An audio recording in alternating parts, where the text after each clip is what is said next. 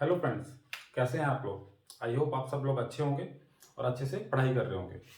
आज दोस्तों हम अपना नया टॉपिक शुरू कर रहे हैं, एटॉमिक स्ट्रक्चर।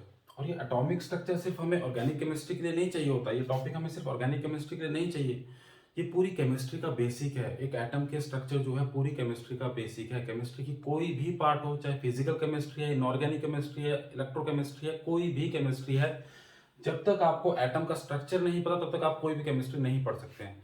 सारी केमिस्ट्री एटम के अराउंड ही घूमती है, प्रोटॉन इलेक्ट्रॉन न्यूट्रॉन इनके आसपास ही घूमती है सारी की सारी केमिस्ट्री। तो चाहे आप कोई भी केमिस्ट्री पढ़े, आपको जब तक एटम का स्ट्रक्चर नहीं आता तब तक आप केमिस्ट्री को अच्छे से समझ नहीं सकते। आज के लेक्चर में हम थोड़ा सा पहले हिस्टोरिकल बैकग्राउंड डिस्कस करेंगे, एटम का थोड़ा सा हिस्टोरिकल बैकग्राउंड डिस्कस करेंगे, प्लस सब एटॉमिक पार्टिकल, जो एटम के सब एटॉमिक पार्टिकल है, एटम के जो बाकी पार्टिकल उनकी डिस्कवरी कैसे हुई, टाइम फ्रेम के साथ कैसे कैसे उनकी डिस्कवरी हुई, वो डिस्कस करेंगे। और लास्ट में एक बहुत ही इंटरेस्टिंग टॉपिक और एक बहुत ही इंटरेस्टिंग स्टोरी मैं आपको बताऊंगा कि एक न्यूट्रॉन जो छोटा सब एटॉमिक पार्टिकल है, उसकी डिस्कवरी से पूरा जापान कैसे के तहस नहस हो गया। उस एक छोटे से पार्टिकल से पूरा जापान कैसे तहस नहस हो गया, ये हम लास्ट में एक बार स्टोरी में आपको डिस्कस करूंगा। तो अंत तक बने रहिए इस वीडियो के। चलिए शुरू करते हैं। ठीक है जी, अब हम बात करते हैं एटॉमिक स्ट्रक्चर की। तो अगर थोड़ा सा हिस्टोरिकल बैकग्राउंड की बात करूं, इसके थोड़े से हिस्टोरिकल बैकग्राउंड पे जाऊं, तो 400 बीसी में, आज से 2400 साल पहले, एक ग्रीक फिलोसोफर थे डेमोक्रिटस।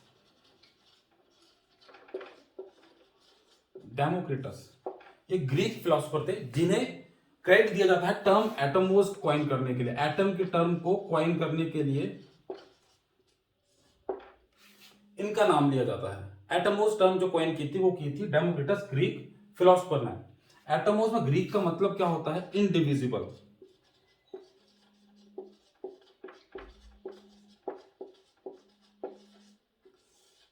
एटमोस ग्रीक में मतलब होता है इनडिविजिबल, जो चीज तोड़ी नहीं जा सकती।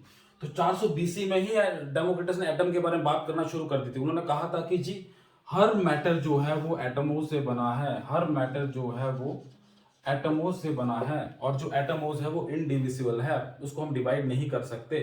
तो इस पर इसका कोई साइंटिफिक प्रूफ नहीं था उनके पास। उन्होंने सिर्फ ऑब्जर्वेशन से ही, उस टाइम पे तो उनके पास क्या होगा, कुछ भी नहीं थे, कोई इंस्ट्रूमेंट नहीं था, कुछ नहीं था। तो इसके लिए उनके पास कोई भी साइंटिफिक प्रूफ नहीं था, कोई साइंटिफिक वे नहीं था उनके पास। उन्होंने सिंपली बस डिफाइन कर दिया जी कि एटमोस है, अपने ऑब्जर्वेशन से कि सबसे छोटा पार्ट जो होता है किसी एटम का वो होता है, किसी मैटर का जो सबसे छोटा पार्ट है जिसको डिवाइड नहीं कर सकते, उसको उन्होंने नाम दे दिया एटमोस। एटम मतलब इंडिविजुअल, उसको डिवाइड नहीं कर सकते हम।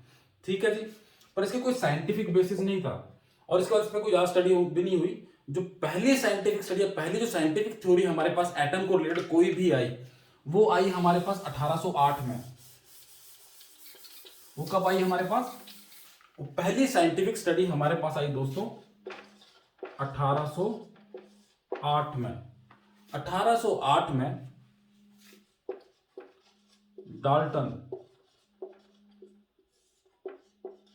डाल्टन एक साइंटिस्ट थे, उन्होंने एटॉमिक थ्योरी दी।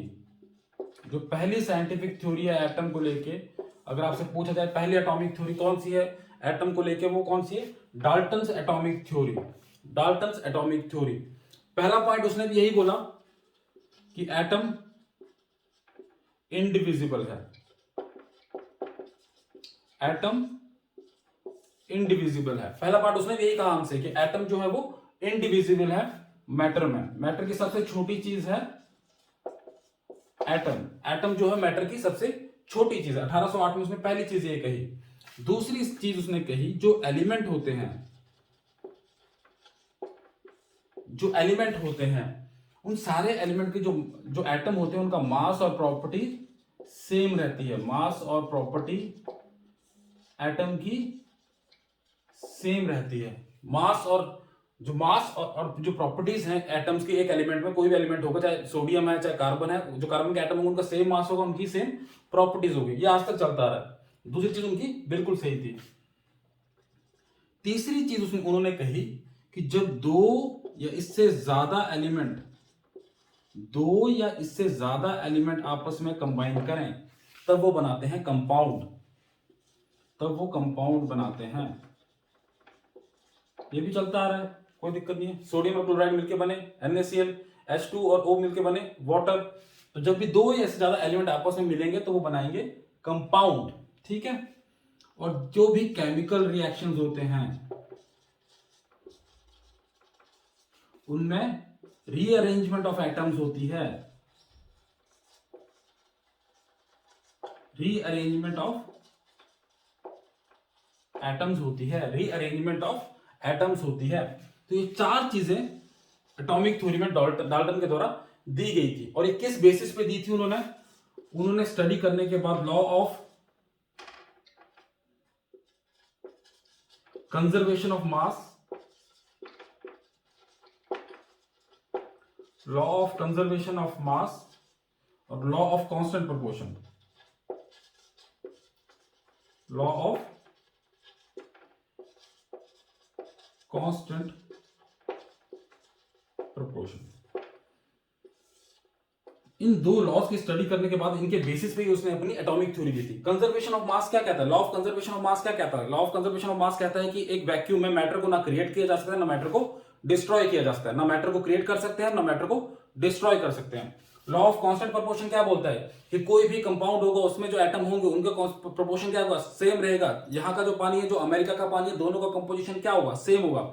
अमेरिका का पानी भी H2 होगा, यहाँ का पानी भी H2O होगा, उनके कंपोजिशन में कोई फर्क नहीं होगा। इसके बेसिस पे उन्होंने एटॉमिक थ्योरी हमारे पास दी। बाकी सारी चीजें, मोस्ट ऑफ चीजें डाल्टन की ठीक थी, बस पेज फंस गया यहाँ पे, पेज फंसा यहाँ पे।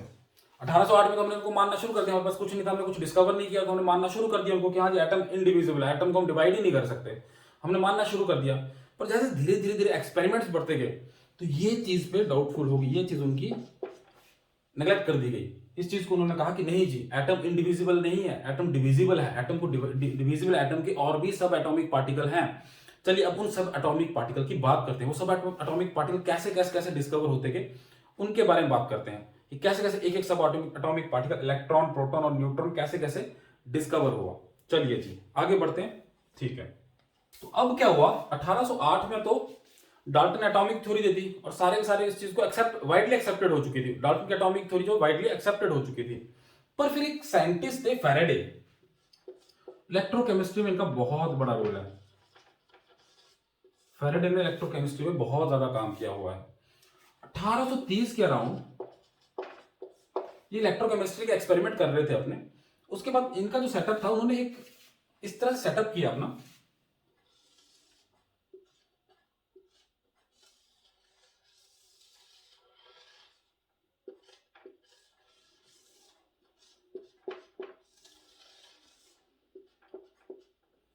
उन्होंने कहा कि अगर एक मैं ट्यूब ले लूं, उसमें गैस हो कोई, अगर मैं कोई एक ट्यूब ले लूं, ठीक है, एक तरफ लगा दूं कैथोड, एक तरफ लगा दूं एनोड, और एनोड कैसी जो परफोरेटेड हो, परफोरेटेड मतलब जिसमें छेद हो। कैथोड आपकी इंटैक्ट है, कैथोड आपकी पूरी इंटैक्ट है, पर जो एनोड है वो है परफोरेटेड जिसमें छेद है। तो कैथोड हमारे पास नेगेटिव चार्ज, एनोड हमारे पास पॉजिटिव चार्ज। और कैथोड और एनोड को अगर मैं एक हाई वोल्टेज अराउंड 10,000 वोल्ट पे कनेक्ट कर दूं, 10,000 वोल्ट पे उसको कनेक्ट कर दूं, हाई वोल्टेज पे उसको कनेक्ट कर दूं, और वैक्यूम में अगर मैं उसको हाई वोल्टेज दूं, वैक्यूम अगर मैं हाई वोल्टेज दे रहा हूं, तो क्या हुआ, यहां पे उसने लगा दी कोई फ्लोरोसेंट मटेरियल की एक प्लेटिंग कर दी, इस टाइप उस ट्यूब में एक तरफ उसने कर दी प्लेटिंग, लाइक जिंक सल्फेट की उसने प्लेटिंग कर दी, जिंक सल्फाइड की उसने प्लेटिंग कर दी। अब क्या हुआ, जब उसने स्टडी की तो स्टडी क्या की उसने, उसको पास क्या चीजें उसको स्टडी करके आई, उसने कहा कि भाई साहब जब मैं यहां से वोल्टेज दे रहा हूं, तो यहां पे कुछ पार्टिकल स्ट्राइक कर रहे हैं, यहां पे कुछ पार्टिकल स्ट्राइक कर रहे हैं इस ट्यूब पे, क्योंकि फ्लोरोसेंट है, जब भी कोई चीज इस पे स्ट्राइक कर रही है तो लाइट दिख रही थी, एक मूवमेंट सेकंड मिली सेकंड के लिए एक लाइट दिख रही है। बार बार जब कुछ जैसे वोल्टेज दे रहा हूं तो यहां पे कुछ ना कुछ हमें स्ट्राइक हो रहा है यहां। उसकी बेसिस पे कुछ चीजें उसने डिस्क्राइब की, इन चीजों को लेके उसने कहा कि जी अब ये कैथोड क्या था, नेगेटिवली चार्ज, कैथोड क्या था, नेगेटिवली चार्ज, एनोड क्या है, पॉजिटिवली चार्ज। तो क्या हुआ, नेगेटिव से जो पार्टिकल कहां जा रहे थे, पॉजिटिव की तरफ। तो उसने कहा कि पहली चीज उसने यही कही कि जो भी पार्टिकल हैं, जो भी जा रहे हैं, वो नेगेटिव टू पॉजिटिव मूव कर रहे हैं, नेगेटिव टू पॉजिटिव मूव कर रहे हैं। दूसरी चीज उसने कही, स्ट्रेट चेन में चल रहे हैं, स्ट्रेट लाइन में ट्रेवल करें। इन सब चीजों से ये चीजें, इन जो नेचर ऑफ पार्टिकल थे उनके बारे में क्या हमें मिल के आया, इसकी क्या पोस्टुलेट निकल के आए। पहला पोस्टुलेट यही निकल के आया कि जो नेगेटिव टू पॉजिटिव मूव करें, नेगेटिव की तरफ से पॉजिटिव की तरफ जा रहे हैं। दूसरा, स्ट्रेट लाइन में जा रहे हैं, स्ट्रेट लाइन में जा रहे हैं।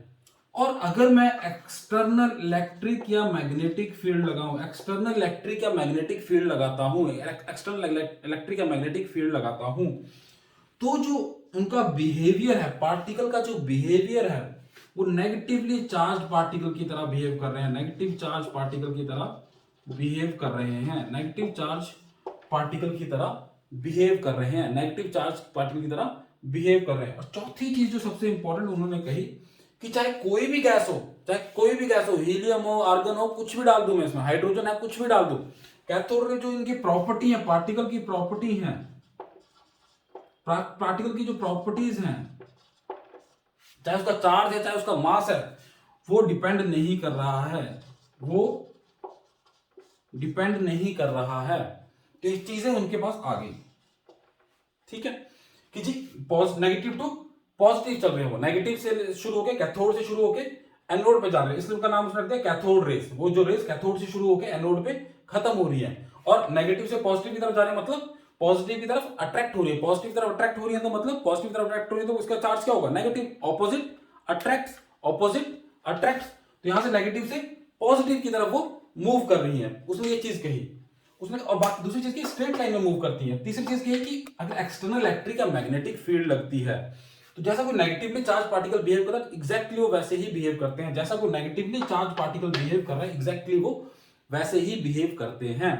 और लास्ट, उनकी जो कोई भी प्रॉपर्टी, चाहे उनका चार्ज है, चाहे मास है, वो गैस कोई भी उसके गैस के ऊपर डिपेंड नहीं करती है, मटेरियल पे वो डिपेंड नहीं कर रही है, कौन सी गैस है उस पर वो डिपेंड नहीं कर रही, ना ही इलेक्ट्रोड के मटेरियल पे डिपेंड करती है, ना ही गैस कौन सी है उस पर डिपेंड कर रही है, ठीक है। तो ये पोस्टुलेट हमारे पास कैथोड रेज के एक्सपेरिमेंट से निकल के आया। इस चीज को थोड़ा सा और आगे बढ़ा दिए, एक और साइंटिस्ट हमारे पास आए। यहां तक बात क्लियर, यहां तक बात क्लियर, ये कैथोड रेज के एक्सपेरिमेंट होगी। अब इस चीज को थोड़ा सा और एक्सट्रोपलेट कर लिया, उस चीज को थोड़ा सा और समझने के लिए एक और साइंटिस्ट हमारे पास आए, जे थॉमसन। अब यहाँ पढ़ रहे हैं सब एटॉमिक पार्टिकल, जब हम पढ़ रहे हैं, एक चीज आप अपने बच्चों दिमाग में रखिएगा कि सारी की सारी डिस्कवरी फैराडे के कैथोड रे एक्सपेरिमेंट से ही स्टार्ट हुई। प्रोटॉन हो, इलेक्ट्रॉन हो, ये वहीं से स्टार्ट हुई। इलेक्ट्रॉन से, कैथोड रे एक्सपेरिमेंट से ही हमें सब एटॉमिक पार्टिकल मिलना शुरू हुई। ये बहुत बड़ा ब्रेक थ्रू था। उसके बाद कैथोड रे के एक्सपेरिमेंट को, फैराडे के एक्सपेरिमेंट को थोड़ा सा और मॉडिफाई किया जे थॉमसन ने 1897 में। 1897 में उन भाई साहब ने क्या किया, सेम कैथोड लिया, एक एनोड है, एक कैथोड है हमारे पास, हाई वोल्टेज से कनेक्टेड है, हाई वोल्टेज 10,000 वोल्ट पे, हाई वोल्टेज पे कनेक्टेड है। ये हमारे पास cathode negatively charge, anode positively charge, ठीक है, कैथोड नेगेटिव, एनोड पॉजिटिव। उन्होंने कहा यहां से जब रेज गई, ठीक है, ये कैथोड रेज जा रही, नेगेटिवली चार्ज पार्टिकल जो है वो कैथोड से एनोड पे जाएगा जब उन्होंने चार्ज दिया। उसके बाद क्या हुआ, उसके बाद इस भाई साहब ने यहां पे भी एक्स्ट्रा प्लेट्स लगा दी, चार्ज प्लेट्स लगा दी, पॉजिटिव और नेगेटिव, पॉजिटिव और नेगेटिव, दो प्लेटें लगा दी, एक पॉजिटिव और एक नेगेटिव, और इनके परपेंडिकुलरली उसने लगा दिया। अगर ये पॉजिटिव है और ये नेगेटिव है तो इसके परपेंडिकुलरली दो मैग्नेटिक फील्ड लगा दी, नॉर्थ और साउथ पोल लगा दिए, और उसके बाद इस एक्सपेरिमेंट को स्टडी किया। तो परपेंडिकुलरली उसके बाद क्या लगा दिया उसने, परपेंडिकुलरली दो मैग्नेट भी साथ में जोड़ दिए, नॉर्थ और साउथ पोल। अगर इलेक्ट्रिक फील्ड ऐसे है तो वो परपेंडिकुलरली। यहां तक बात क्लियर। अब उसने स्टडी किया भाई साहब, अब क्या हो सकता है, तो उसने क्या चीजें स्टडी की, उसने देखा कि अगर मैं यहां पे ना इलेक्ट्रिक फील्ड दूं ना मैग्नेटिक फील्ड दूं, ना मैं इलेक्ट्रिक फील्ड दे रहा हूं तो ना मैग्नेटिक फील्ड दे रहा हूं, तो सामने लाइन बिल्कुल स्ट्रेट लाइन में ट्रेवल करके वो हिट कर रहे हैं। जो कैथोड रेज है, नेगेटिवली चार्ज पार्टिकल है, वो सामने बिल्कुल हिट कर रहे हैं, कहीं पे भी मूव नहीं कर रहे हैं। पर अगर मैं सिर्फ इलेक्ट्रिक फील्ड दूं, तो ये क्या है, पॉजिटिव चार्ज, इलेक्ट्रिक फील्ड दूं तो वो डिफ्लेक्ट हो रहे हैं ए पॉइंट पे, डिफ्लेक्ट हो रहे हैं ए पॉइंट पे। और अगर मैं सिर्फ मैग्नेटिक फील्ड दूं, अगर मैं सिर्फ मैग्नेटिक फील्ड दूं तो ये डिफ्लेक्ट हो रहे हैं सी पॉइंट पे, ठीक है। यहां तक बात क्लियर। तो उसने थोड़ा सा कैथोड रे के एक्सपेरिमेंट को और एक्स्ट्रा बढ़ा दिया, यहां पे इलेक्ट्रिक और मैग्नेटिक फील्ड और दे दिया, और उसके बाद इलेक्ट्रिक और मैग्नेटिक फील्ड देने के बाद उसने पर्टिकुलर स्टडी किया कि अगर इलेक्ट्रिक फील्ड दे रहा हूं तो दूसरे पॉइंट पे जा रही है, मैग्नेटिक फील्ड पे दे रहा हूं तो दूसरे पॉइंट पे जा रही है, और अब कुछ भी नहीं दे रहा तो स्ट्रेट लाइन पे जा रही है। और उसके बाद उसने एक बहुत इंटरेस्टिंग चीज, उसने एक चीज और बोली, उसके बाद उसने कहा कि अगर मैं दोनों को दे दूं और दोनों को इस तरह से बैलेंस करूं कि एक पॉइंट पे ये स्ट्रेट लाइन पे ट्रेवल करने लग जा रही हैं, स्ट्रेट लाइन में ट्रेवल करने लग जा रही हैं, स्ट्रेट लाइन में ट्रेवल करने लग जा रही हैं। ठीक है, यहां तक बात क्लियर। और इसके बेसिस पे उसने E/m डिटेक्ट किया, चार्ज अपॉन मास का रेशियो, चार्ज अपॉन मास का रेशियो।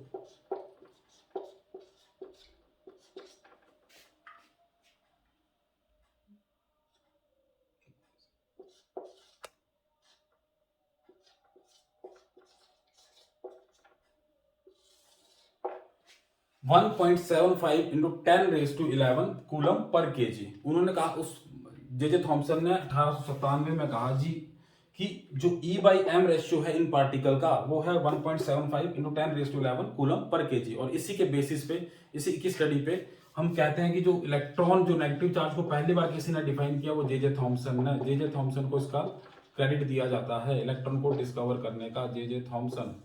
E/m रेशियो से निकाल करके 1.75 इंटू 10⁻11 कूलम पर केजी। ठीक है, यहां तक बात क्लियर? किसी को कोई भी डाउट? यहां तक हमारी बात क्लियर होगी जी। ठीक है, अब आगे बढ़ते हैं। उसके बाद एक साइंटिस्ट और आए हमारे पास, मिलिकन।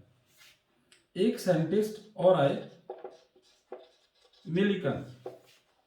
मिलिकन भाई साहब ने क्या किया, उसने भाई साहब ने E की वैल्यू कैलकुलेट करके दे दी हमारे पास, E की वैल्यू कैलकुलेट करके दे दी। E की वैल्यू उसने कैलकुलेट की -1.6 इंटू 10⁻⁻19 कूलम। 1.6 into 10⁻⁻19 coulomb. तो इससे क्या हुआ, E की वैल्यू हमारे पास आ गई। ठीक है, E/m की वैल्यू हमारे पास है, तो हम इलेक्ट्रॉन का मास क्या हुआ, कैलकुलेट हो गया। देखिए कैसे। अब बच्चों E मिलिकन ने निकाल दिया -1.6 इंटू 10⁻⁻19 कूलम। E/m हमें पता है 1.75 इंटू 10⁻11 कूलम पर केजी। ठीक है, यहां तक बात क्लियर। तो m क्या होगा हमारे पास, m क्या होगा हमारे पास, m की वैल्यू क्या आएगी, -1.6 इंटू 10⁻⁻19 डिवाइडेड बाई, ठीक है, यहां तक बात क्लियर। m की वैल्यू क्या आएगी, 1.75 इंटू 10⁻11 कूलम पर केजी और कूलम। ठीक है, और लास्ट में हमारे पास जो मास की वैल्यू आई 9.1 इंटू 10⁻31 केजी। ठीक है, तो ये हमारे पास मास की वैल्यू आ गई। अब जे थॉमसन को E/m निकालने के लिए चार्ज देते, इसलिए E/m जो सबसे पहले निकालता है जे थॉमसन ने निकाला, उसके बाद E का चार्ज निकला, उससे हमारे पास m का आ गया, मास भी आ गया हमारे पास, और इलेक्ट्रॉन का चार्ज भी आ गया। जे थॉमसन ने स्टार्ट किया था, इसलिए जे थॉमसन को हम क्रेडिट देते हैं इलेक्ट्रॉन की डिस्कवरी के लिए। ठीक है, यहां तक बात क्लियर। तो 1897 तक तो हमारे पास इलेक्ट्रॉन का पता चल गया जी कैथोड रेज एक्सपेरिमेंट से। उसका मास भी हमारे पास आ गया, उसका चार्ज भी हमारे पास आ गया, -1.6 इंटू 10⁻⁻19 केजी जो था, सॉरी कूलम जो था उसका चार्ज, और जो उसका मास है 9.1 इंटू 10⁻31 केजी। ठीक है, यहां तक बात क्लियर बच्चों। ठीक है, अब खत्म, यहां तक हमारी इलेक्ट्रॉन की बात खत्म। ठीक है, इलेक्ट्रॉन की बात हमारे पास यहां पे खत्म हो गई, इलेक्ट्रॉन की बात यहां पे खत्म। अब साइंटिस्ट को पता था, साइंटिस्ट को पता है कि जी एटम जो है वो न्यूट्रल होता है। एटम के पास अगर हम कैथोड रे एक्सपेरिमेंट किए है हमने, तो एटम जो है वो तो न्यूट्रल है। जब हमने उसको इलेक्ट्रिसिटी पास की तो नेगेटिव चार्ज निकले हैं। तो भाई साहब एक साइंटिस्ट थे गोल्डस्टीन। कौन साइंटिस्ट थे, एक साइंटिस्ट थे, साइंटिस्ट थे हमारे पास गोल्डस्टीन, एक साइंटिस्ट थे हमारे पास गोल्डस्टीन। ठीक है, गोल्डस्टीन ने थोड़ा सा दिमाग लगाया, सेम कैथोड रेज एक्सपेरिमेंट को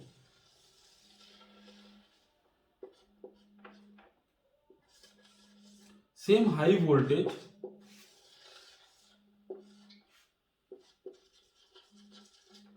10,000 वोल्ट पे वैक्यूम, ठीक है। सेम दिमाग लगाया उसने कहा कि जब नेगेटिव की तरफ अगर ये एनोड है पॉजिटिवली चार्ज है और ये कैथोड है नेगेटिव चार्ज है, अगर जब हम हाई वोल्टेज दे रहे हैं तो जब कोई रेज इधर जा सकती हैं इधर जा सकती हैं, तो एटम तो न्यूट्रल है, एटम तो न्यूट्रल है, तो कुछ पॉजिटिव की तरफ भी तो आना चाहिए, कुछ नेगेटिव की तरफ भी तो आना चाहिए, कुछ पॉजिटिव चार्ज भी तो होना चाहिए। तो इस बार उसने क्या किया, कैथोड को परफोरेटेड कर दिया, कैथोड को परफोरेटेड कर दिया। कैथोड को परफोरेटेड करने के बाद क्या हुआ उसके पास कि यहां पे उसने जिंक सल्फेट लगाया, जिंक सल्फाइड की एक फ्लोरोसेंट कोटिंग यहां पे दे दी, जिंक सल्फाइड की कोटिंग उसने इस तरफ दे दी। और जब इलेक्ट्रिसिटी पास की गई हाई वोल्टेज पे, उसको हाई वोल्टेज दिया गया, तो जो पॉजिटिव नेगेटिव जा रहे थे इस तरफ, वो तो नेगेटिव जा ही रहे थे, नेगेटिव इस तरफ जा ही रहे थे, मूव कर ही रहे थे, नेगेटिव इस तरफ मूव कर ही रहे थे। पर उसने देखा कि भाई यहां पे भी स्ट्राइकिंग हो रही है, यहां पे भी स्ट्राइकिंग हो रही है, यहां पे भी स्ट्राइकिंग हो रही है। तो अब स्ट्राइकिंग हो रही है और किस तरफ जा रही है, नेगेटिव की तरफ स्ट्राइकिंग हो रही है, तो मतलब वो क्या है, पॉजिटिवली चार्ज। वो पार्टिकल क्या थे, पॉजिटिवली चार्ज। सेम वो स्ट्रेट लाइन में ट्रैवल करते पर वो जा रहे थे पॉजिटिवली चार्ज। और उनकी खास बात ये थी कि उनका E/M रेशियो जो है, E/M रेशियो जो है, E/M रेशियो डिपेंड करता है नेचर ऑफ गैस पे। कौन सी गैस डाली हुई थी उस पे उनका नेचर ऑफ गैस पे E/M रेशियो डिपेंड कर रहा था।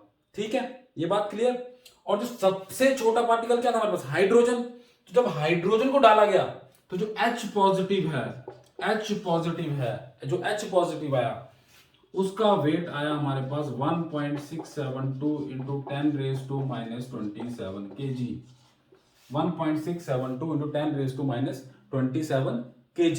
प्लस इलेक्ट्रॉन के पास चार्ज कितना था, -1.6 इंटू 10⁻⁻19 कूलम। और इसके पास क्या होगा, एटम क्या होता है, न्यूट्रल। तो जो चार्ज निकल के आया प्लस 1.6 इंटू 10⁻⁻19 कूलम। ठीक है, तो यहां तक के एक्सपेरिमेंट में हमें यह चीज पता लग गई कि जी कैथोड रेज में क्या हुआ था, इलेक्ट्रॉन डिस्कवर हुए। इसमें क्या हुआ, इसको हम बोलते हैं एनोड रेज एक्सपेरिमेंट। ठीक है, कनाल रेज है, anode rays experiment. Anode rays experiment में क्या हुआ हमारे पास, प्रोटॉन डिस्कवर हो गया है। प्रोटॉन का मास कितना है हमारे पास, 1.672 इंटू 10⁻⁻27 kg। और प्लस इसका चार्ज कितना है, 1.6 इंटू 10⁻⁻19 कूलम। यहां तक बात क्लियर। ठीक है, तो एक्चुअली हुआ क्या था, अगर मैं समझने की बात करूं तो गैसेस थी। जैसे हाई वोल्टेज मिला, इलेक्ट्रॉन निकले वहां से, इलेक्ट्रॉन निकले तो इलेक्ट्रॉन तो सेम है, इलेक्ट्रॉन तो सेम है। तो कैथोड रे एक्सपेरिमेंट चाहे कोई भी गैस डाल दो, इलेक्ट्रॉन निकल रहे हैं, चाहे कोई भी गैस डाल दो, क्या फर्क पड़ता है, सेम E/M आएगा। पर यहाँ पे जो बचा हुआ पॉजिटिव चार्ज वाला पार्टिकल, हाइड्रोजन होगा तो उसका मास अलग आएगा, हीलियम होगा उसका मास अलग आएगा, आर्गन होगा तो उसका मास अलग आएगा, कोई और गैस होगी उसका मास अलग आएगा। तो इसलिए उनका मास अलग आ रहा था। और सबसे छोटा कौन सा था, हाइड्रोजन। सबसे छोटा मास कितना आया हमारे पास, 1.672 इंटू 10⁻⁻27 kg। और ये किसने दिया था, गोल्डस्टीन ने 1919। ठीक है बच्चों, यहां तक बात क्लियर, किसी को कोई डाउट, यहां तक चीजें बिल्कुल क्लियर। ठीक है, चलिए जी अब इंटरेस्टिंग बात पे आते हैं, न्यूट्रॉन की बात करते हैं।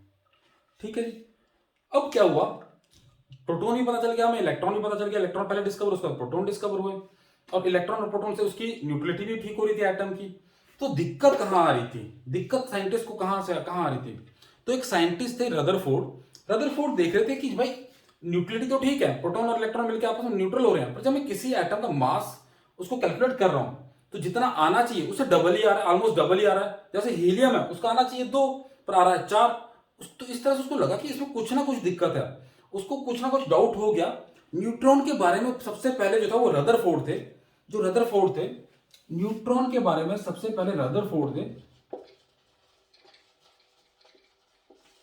जिन्होंने बात की थी। उन्होंने कहा कि मास अलग आ रहा है, जो एटम मैं कैलकुलेट कर रहा हूं मास का और जो उसका एक्चुअल मास है उसमें फर्क आ रहा है, ऑलमोस्ट डबल है। जो एक्चुअल मास आ रहा है वो ऑलमोस्ट डबल है। तो इस बेसिस पे रदरफोर्ड ने कहा कि कुछ ना कुछ न्यूट्रल पार्टिकल तो जरूर है, कुछ ना कुछ तो न्यूट्रल पार्टिकल जरूर है। पर अब यहां पे तो हम उसको, अब कैथोड रेज में तो हम उसको, अगर कैथोड या एनोड रेज में तो हम उसको अगर वोल्ट देखें तो पॉजिटिव होगा तो पॉजिटिव हो जाएगा, नेगेटिव होगा तो नेगेटिव हो जाएगा। तो उनको कुछ तरीका नहीं मिल रहा था उसको कैलकुलेट करने का, उसको निकालने का कुछ तरीका नहीं मिल रहा था कि उसको कैसे हम पकड़ में लाएं, कैसे पता करें। तो उन्होंने कहा तो था, उनको 1919 में ही पता था कि कुछ ना कुछ न्यूट्रल पार्टिकल भी हैं, पर उसको वो स्टडी नहीं कर पा रहे, उसको वो ढूंढ नहीं पा रहे, डिस्कवर नहीं कर पा रहे थे। तो इस बीच में एक साइंटिस्ट थे, बहुत इंटरेस्टिंग स्टोरी है, उनके बारे में बात करते हैं। साइंटिस्ट थे हमारे पास चार्विक।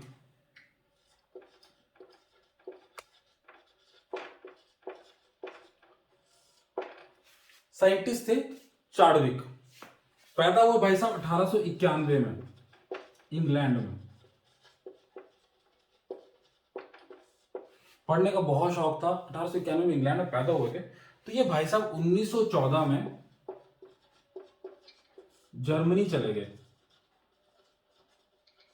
1914 में कहां चले गए? जर्मनी चले गए कि मैं वहां पे जाके, वहां पे उस टाइम फिजिक्स बहुत ज्यादा, जो फिजिक्स के लॉरेट थे वो बहुत ज्यादा थे वहां, तो मैं फिजिक्स वहां पे जर्मनी में पढ़ूंगा, मुझे फिजिक्स पढ़ने में बहुत शौक है, मैं फिजिक्स पढ़ूंगा। तो भाई साहब 1914 में जर्मनी चले गए, पर इनकी किस्मत खराब।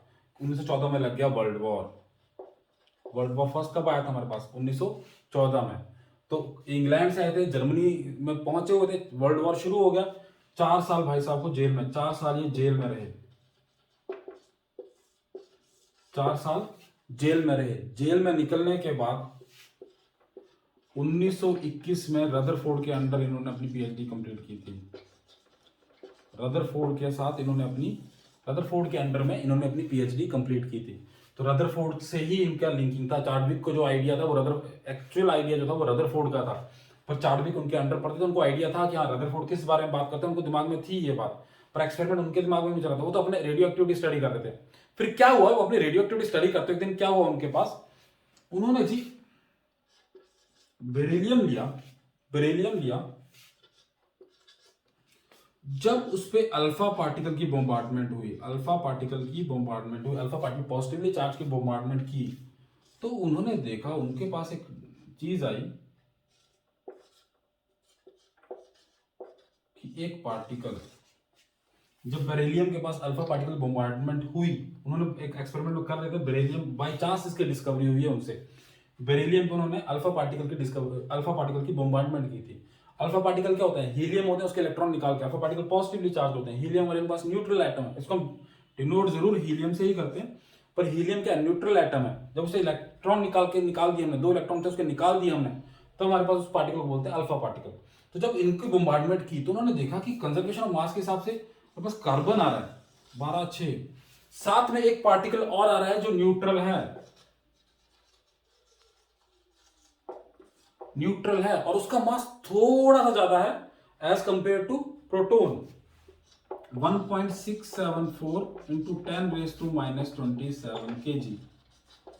तो यहां से हमारी चार्विक की इस एक्सपेरिमेंट से बाई चांस हमारे पास डिस्कवरी हुई न्यूट्रॉन की। बाई चांस हमारे पास डिस्कवरी हुई न्यूट्रॉन की। 1932 में उन्होंने डिस्कवर किया था। 1921 में पीएचडी कर ली थी। 10 साल अपना रेडियो एक्टिविटी पे काम करते थे। 10-11 साल बाद उनके पास बाई चांस उनके दिमाग में, बाई चांस बैकफोर्थ उनके माइंड में, दिमाग में बात थी कि रदरफोर्ड इस चीज के बारे में बात करते थे। जब एक दिन एक्सपेरिमेंट करते उनको एक चीज मिली कि वो न्यूट्रल है, मास देखा तो ऑलमोस्ट बराबर, प्रोटॉन के ऑलमोस्ट बराबर लग रहा है। तो वो सारी चीजें कोरिलेट करने के बाद उन्होंने कहा कि हाँ जी एक न्यूट्रल पार्टिकल होता है जिसका नाम उन्होंने दिया न्यूट्रॉन।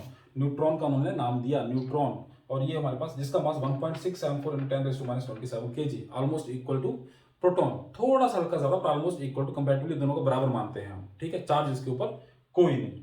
ठीक है दोस्तों, तो ये तो होगी हमारे पास न्यूट्रॉन की डिस्कवरी।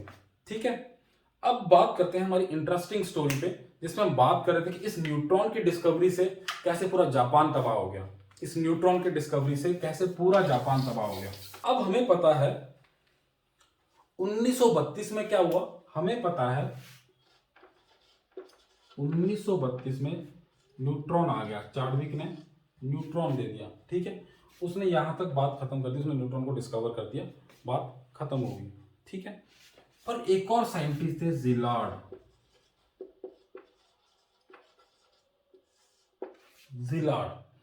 वो जर्मन थे।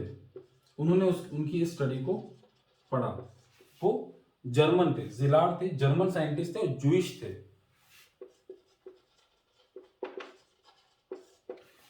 थे। पर उस टाइम पे राज था हिटलर का, नाजी था। जूइश को उसने टोटली सप्रेस करने की कोशिश की, तो जिलार्ड भाग के पहुंच गए इंग्लैंड।